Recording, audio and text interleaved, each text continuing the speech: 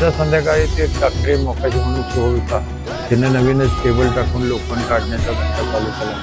तो म्हणला बैल चांगला पळाला, म्हणला अनेक बैल पळेल जास्त, आपण जरा चेक करू म्हणून तो येतो मशीन घेऊन आला चेक करायचं. आणि त्याने छातीकडे इकडे तिकडे जावलं, ते टिकटिक वाजले. तो म्हणला 10 मिनिटात मोकळा करू दिला, पण अजून स्पीड लागल.